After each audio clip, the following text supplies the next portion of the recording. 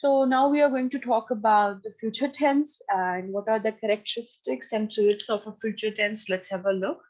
The future tense is used to indicate an activity or event that will take place at a time in the future. That something is going to happen in the future, and we are going to refer to such incidents or activities in future tense. For example, when I'm retired, I'm going to travel. When I am retired, I'm going to travel. Next week, we will work on punctuation. He's going to get his car fixed tomorrow. This is something that is going to happen tomorrow, right? This is not a past thing to happen, or this is not a present phenomena. This is something that is going to happen tomorrow. Our plane departs at next Friday. And in your case, if you have to use a future tense, you can say, I am going to attend tomorrow's workshop as well. So that would refer to the future tense.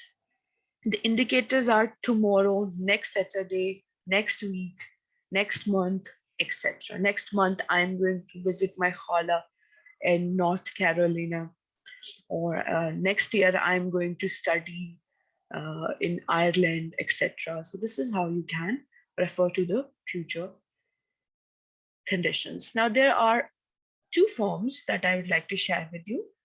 I will stay. Now, the most easiest way of recognizing or identifying a future tense is to look for will or shall.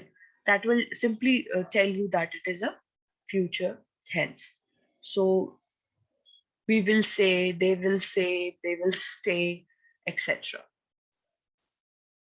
And these are contractions. Please do not get confused. I will study, I apostrophe double L stay.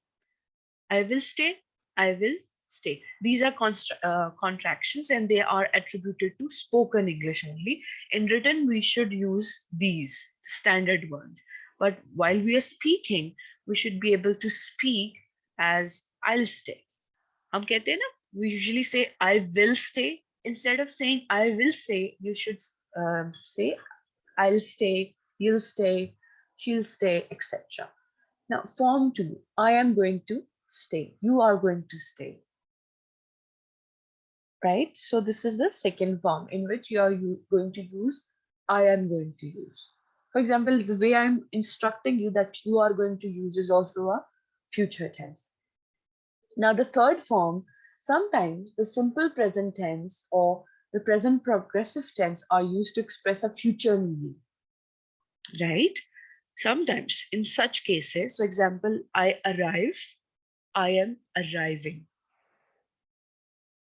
If I say I arrive at 7 o'clock tomorrow, that is a future tense. I arrive, that would entail a simple present tense. But if I add to the rest of the sentence, then it becomes the future tense. And if I say I'm arriving in 5 minutes, that is also a form of future tense.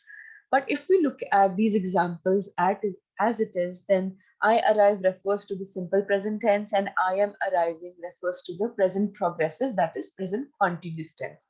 But if I add more to the tense, so in that situation, circumstances or conditions, these formulated sentences will become future tense. Usually these tenses are used when scheduled events are being discussed, right?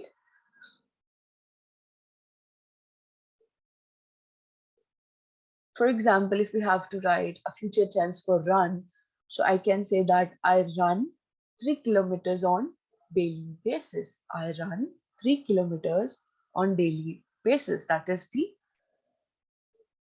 present tense. But if I say I am going to run 3 kilometers on daily basis, that is going to be a future tense.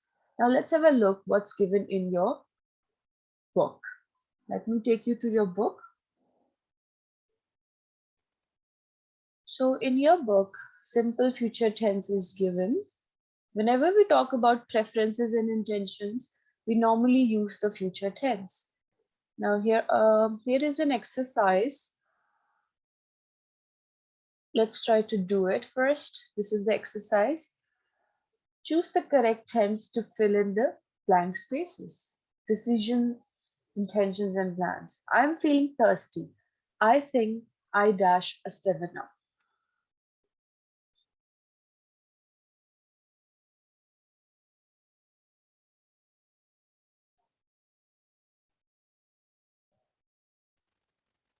So the answer would be that I am going to have a 7 up.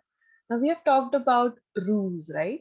So in the rules, we have seen that if we are going to complete an action in recent future, then we are going to refer to the future tense in this manner.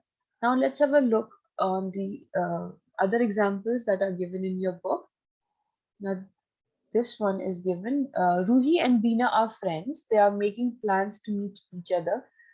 Now let's have a look on the way they are talking about that event.